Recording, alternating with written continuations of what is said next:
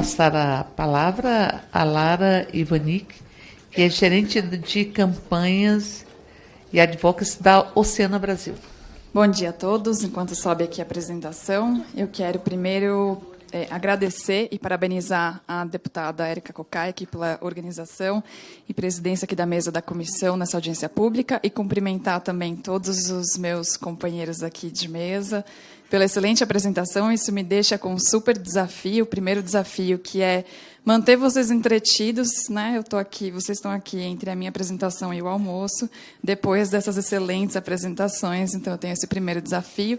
E um segundo desafio, que é falar em 10 minutos, porque é um tema que eu venho trabalhando há bastante tempo, que eu gosto, que eu poderia falar aqui por 1 hora. Então, esse reloginho aqui vai apitar com certeza.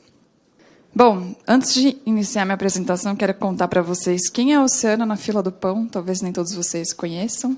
A Oceana é, hoje, a maior organização não governamental que trabalha pela proteção dos oceanos. Nós somos, então, uma organização do terceiro setor, apartidária, sem fins lucrativos, cuja missão é muito simples, que é proteger os oceanos para alimentar o mundo, pouco ambiciosa, mas porque a gente acredita e sabe que milhares de pessoas dependem de um oceano limpo, abundante, como fonte de proteína, renda e empregos. Então, a Oceana trabalha exclusivamente, então, na proteção dos oceanos.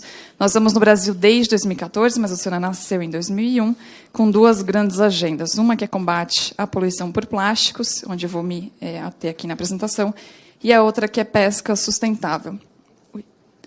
E nesses últimos quase 22 anos de existência, a Oceana já teve 275 vitórias pelo mundo. Uma vitória significa uma política pública aprovada, implementada e que já resultou em um oceano abundante. Então, nosso DNA é esse, por isso que a gente está aqui em Brasília, muito perto dos tomadores de decisão e influencia de acordo com a realidade de cada país. Então, o Brasil é bastante diferente dos outros países onde a gente tem operação.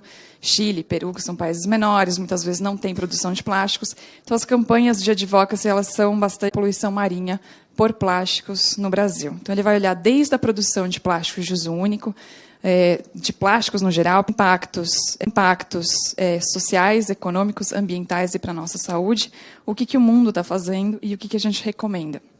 Então, é um relatório que ele direciona.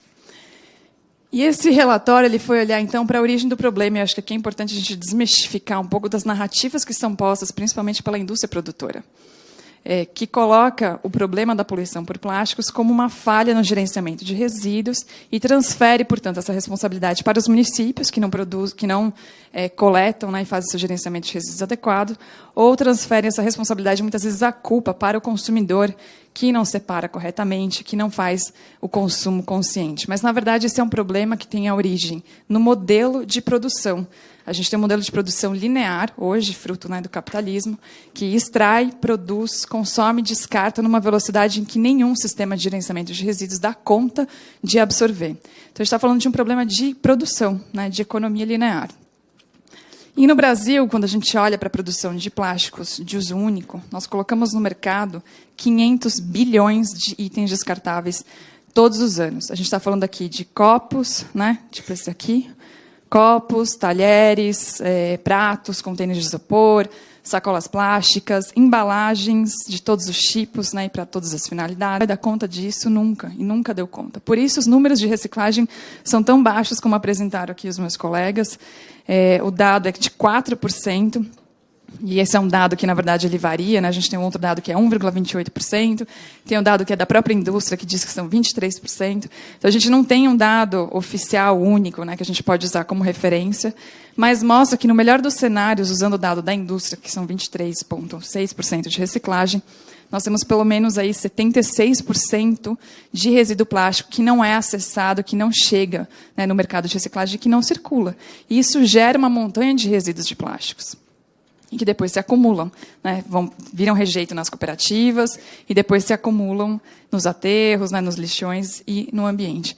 Então, esse é um volume, uma velocidade de produção que a gente não consegue absorver. Os investimentos que são colocados em produção de novas embalagens, de novos itens descartáveis, são muito maiores do que os investimentos colocados em estruturar sistemas de logística reversa, sistemas de reuso, sistemas de reenvase, e que, de fato, vão retornar aquele material para o sistema. Então, é difícil competir com esse tipo de de investimento, né, que é bastante discrepante. Isso gera, portanto, um acúmulo de resíduos sólidos em vários ambientes, isso chega no mar. Isso chega no mar através do transporte, principalmente hídrico. O Brasil é o país que tem a maior rede hídrica do mundo, então os nossos rios contribuem para levar do interior do país até o oceano esse resíduo plástico, e obviamente que o descarte, né, próprio nas regiões litorâneas também contribui, os emissários que enviam esgoto e resíduo para dentro do oceano também contribuem. Então hoje a gente tem uma contribuição de 325 milhões de quilos, ou 325 mil toneladas, de resíduo plástico nos oceanos todos os anos. E, globalmente, 15 milhões de toneladas que chegam no oceano todos os anos. Então, o Brasil ele tem muita responsabilidade, nós somos o maior produtor de plásticos da América Latina e um dos maiores poluidores também, em termos de poluição do oceano. Claro que isso gera uma série de consequências, não quero aqui repetir os meus colegas, mas a gente trabalha com um público bastante grande de pescadores e a gente recebe muitos relatos, vídeos, depoimentos de pescadores retirando suas redes de pesca cheias de plástico emaranhado nelas. Então, esse aqui é um extrato que eu tirei de um vídeo, e que é uma rede de pesca sendo puxada lá no Rio Grande do Sul, uma rede de gemale, e ela vem toda emaranhada em sacola plástica. Então, essa é uma realidade que acontece de norte a sul do Brasil. Muitas vezes a rede ela vem tão cheia de plásticos que o pescador não consegue tirar ou dá muito trabalho, então ele acaba descartando o próprio material de trabalho. Isso é custo. Uma rede de pesca custa entre 5 mil a 15 mil reais, dependendo do tipo do material. Quem paga essa conta é o pescador que sobrevive da pesca artesanal. Não é a indústria que colocou a sacola plástica no mercado. Não é a indústria que colocou as embalagens no mercado. Né? É o pescador que arca com essa conta. Da mesma forma, como o Vitor apresentou aqui, a situação que acontece nas cooperativas, entre 30% a 45% dos resíduos que são separados na esteira de reciclagem, eles viram rejeito. Ou seja, não tem aproveitamento, não tem mercado, não tem tecnologia, não tem preço de mercado. É rejeito, é custo para a cooperativa. Para vocês terem noção, o catador ele não recebe pelo serviço que ele presta para a sociedade. Ele é pago pela quantidade de toneladas, né, quilos, que são vendidas pelos fardos, né, que são montados ali dentro da cooperativa. Então, ele não é pago pelo serviço. E desse montante ainda já é descontado o preço do rejeito, porque é ele que vai ter que mandar para um aterro sanitário, se ele estiver numa cidade que tem aterro sanitário, senão ele vai pagar o transporte para ir para um lixão. Ou, o que está acontecendo hoje, algumas indústrias de recuperação energética que estão usando isso para queimar o resíduo. Então, isso é custo. É custo para o pescador, é custo para a cooperativa. E é custo também para a sociedade.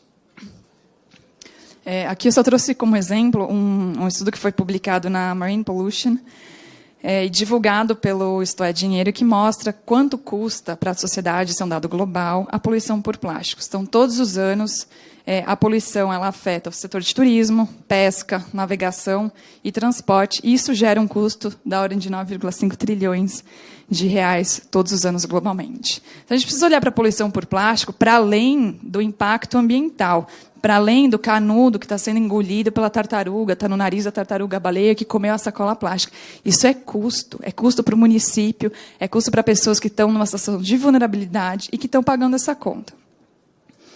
E é para isso que a política pública precisa olhar. E aqui, os colegas também já mostraram, esse negócio vai apitar mais umas 3 vezes, mas também tem um custo para a nossa saúde. A gente está pagando com a nossa saúde porque o que a gente coloca, né, em termos de poluição volta para o nosso corpo humano. Então, partículas de plástico que se fragmentam, né, pelo processo de degradação, estão acessando o nosso corpo. Né? Então, já foram encontrados no pulmão humano, na placenta, nos fetos, no sêmen. E, recentemente, obrigada pelo spoiler, e também no coração. Esse é um estudo que saiu, se não me engano, 2 semanas atrás, na China. Então, já foi encontrado partícula de plástico no coração. O que isso significa? Os cientistas estão estudando qual que é o impacto disso para a nossa saúde, crônicos, agudos, a longo prazo. Mas, claro que não é uma coisa boa a gente ter partícula de plástico circulando no nosso corpo. Então, a situação ela já extrapolou todos os limites, né? Já chegou num lugar bastante grave. E ela também é resultado da inércia e da ineficácia do que a gente tem de soluções que estão postas hoje em dia. E as soluções que elas estão postas, elas olham para o fim da cadeia, quando aquele produto já virou resíduo ou já virou rejeito, a gente precisa dar conta daquilo. E é muito mais caro dar conta do que já virou lixo do que você mudar depois, né, o começo da cadeia produtiva. Então, a gente tem um vácuo hoje na nossa legislação. A Política Nacional de Resíduos Sólidos e os seus decretos, que são um arcabouço legal, hoje, né, de gerenciamento de resíduos, elas não trouxeram resultados efetivos. Então, a gente tem 13 anos, a gente celebrou agora em agosto 13 anos de Política Nacional de Resíduos Sólidos com pouquíssima coisa para celebrar, porque nem as taxas de reciclagem a gente conseguiu alavancar, nem as taxas de coleta seletiva, e se quer fechar os lixões a céu aberto, porque a gente tem mais de 3 mil lixões a céu aberto, que eram para ter sido fechados e o prazo segue sendo postergado. Então, essa é uma política que ela é cara, porque ela vai olhar, né, coleta seletiva, destinação, construção de aterro sanitário para frente. Então, ela é difícil realmente de ser implementada. E os resultados numéricos estão aí. A gente não vai conseguir resolver e sair dessa lama de plásticos enquanto a gente ficar olhando para soluções de fim de cadeia. A gente precisa olhar para o começo da cadeia produtiva e pensar em economia circular. Então, hoje a gente tem um vácuo nessa legislação. Antes de passar para o próximo slide, uma das coisas que prevê também os decretos da Política Nacional de Resíduos Sólidos é a logística reversa. Ela é parte da economia circular, mas a logística reversa ela é aplicável para as embalagens. E nem assim as empresas que colocam as embalagens no mercado conseguem fazer a logística reversa. Se não é o Ministério Público, em vários dos estados do nosso país, pressionando, né, e fazendo ações e tal, pressionando as empresas para fazer logística reversa, a gente não teria nem essa coleta que a gente tem hoje. Mas, na Política Nacional de Resíduos Sólidos, não existe logística reversa e responsabilidade e obrigação para quem produz produto descartável. Então, canudo, copo, sacolas, itens de isopor, não tem. Então, existe, de fato, uma lacuna bastante significativa na nossa legislação. E aí, olhando para o mundo, né, o que a gente tem visto de avanços, eu acho que é importante olhar para isso, até no contexto do Tratado Global de Plásticos. Uma série de países enfrentam o mesmo problema. Isso não é um problema exclusivo do Brasil. Todos os países que têm diferentes IDHs, diferentes sistemas de gerenciamento de resíduos, enfrentam esse problema, porque a gente não vai resolver isso com gerenciamento de resíduos. Então, vários países, e eu destaco aqui vários países da África, inclusive, com IDH um sistema muito pior do que o nosso, começaram a aprovar legislações de redução ou restrição de alguns itens de uso único e viram a diminuição da poluição e diminuição de custo também. Então, essas legislações elas estão circunscritas em sacolas plásticas, canudos, contêineres de isopor, talheres, sobretudo os itens descartáveis, e alguns países que já têm legislação para restrição de microplásticos em cosméticos, alguns oxibiodegradáveis também, que o Vitor explicou um pouquinho, e alguns países falando sobre economia circular também. Então, a gente tem uma série de países, o Brasil ali não está pintado, porque nós estamos atrasados.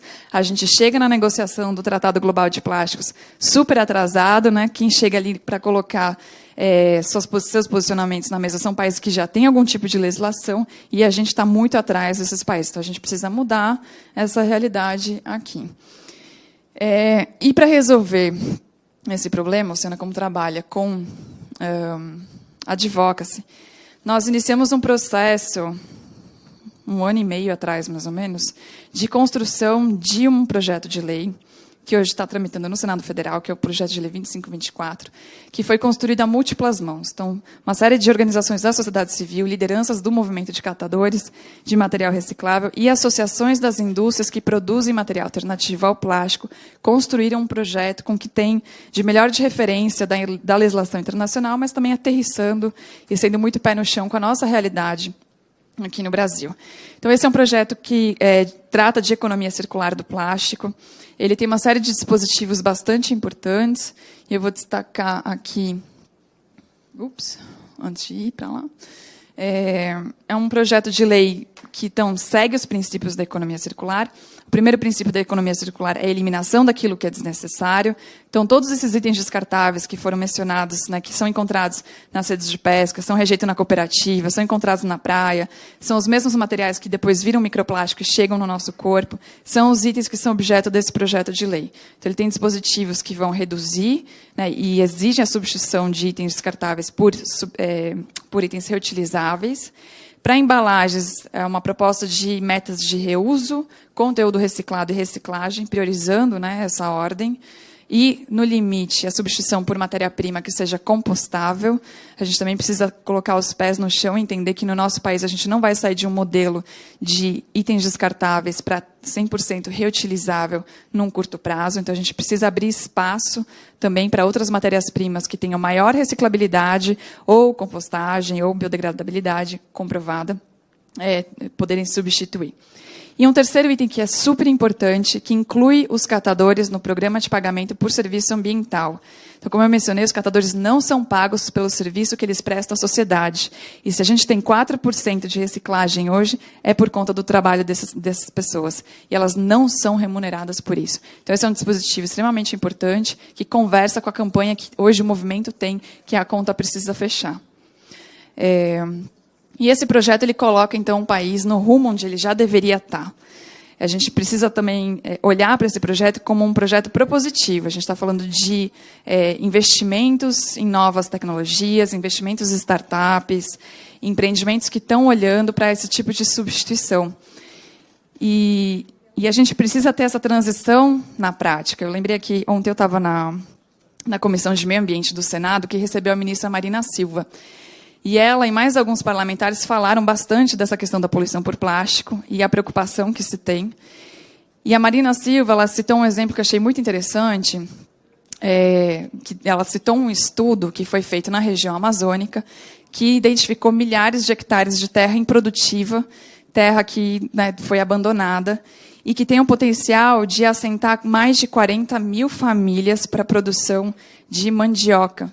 E ela citou a mandioca como uma possível matéria-prima de fabricação de embalagens em substituição ao plástico. Então, isso é bioeconomia, isso é transição ecológica, isso é economia. Você tem que estar falando de um projeto que vai mover a economia para um outro lugar, uma economia com baixo carbono, e tirar o investimento do que é a economia tradicional hoje, né, obsoleta, atrasada, e que ainda assim emite um monte de carbono, porque o plástico vem da indústria do petróleo.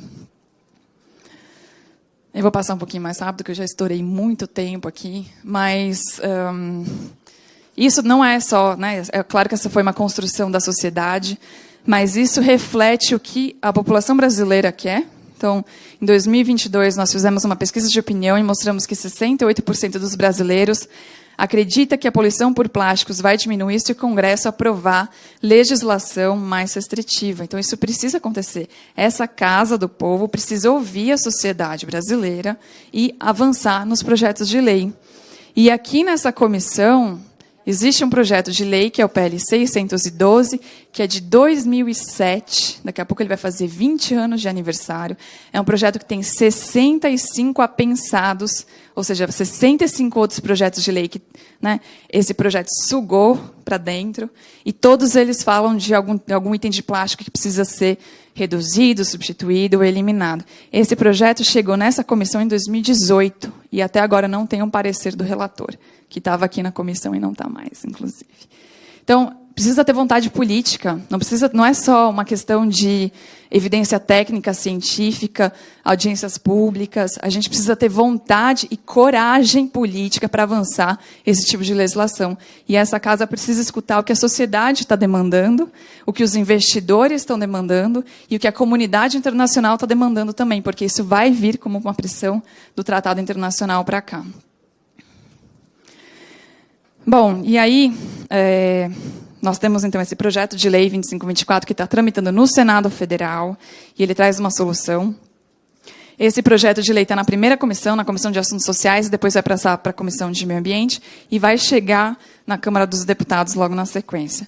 Para avançar a tramitação, para engajar a sociedade e para trazer mais conscientização, nós lançamos com mais, já são quase 70 organizações hoje, a campanha Pare o Tsunami de Plásticos. Essa é uma campanha que tem uma plataforma online, tem o QR Code aqui para quem quiser acessar. É uma plataforma que tem uma petição, né, um abaixo-assinado para quem quiser se engajar, para avançar a tramitação do projeto de lei e sinalizar para os parlamentares que a sociedade quer esse avanço. Essa campanha foi lançada na semana passada, no Salão Nobre da Câmara. Esse foi o evento que a gente fez, o Oceano Livre de Plásticos. E essa falando ali é a senadora Zenaide Maia, que é relatora do projeto. Ela é médica e ela fez um alerta para a questão dos microplásticos, né, fazendo referência a esses últimos estudos, e da importância e da urgência de a gente avançar um projeto como esse. Então, esse foi o lançamento. Esse é meu último slide, mas eu vou deixar vocês aqui com o vídeo da campanha. E aqui é só para mostrar a quantidade de organizações que apoiam. E volta lá, por favor. As organizações que apoiam essa campanha, tem duas delas aqui na mesa, né, que é a ACT e o IDEC, mas uma série de outras organizações do terceiro setor, movimentos sociais, que apoiam a campanha. E esse é um apoio bastante importante que vem crescendo a partir do momento que a gente traz mais visibilidade. E eu encerro por aqui, agradeço pela atenção de vocês, agradeço novamente a Érica Cocai por organizar aqui a audiência, parabenizo todos os palestrantes e vou deixar vocês com o vídeo da campanha.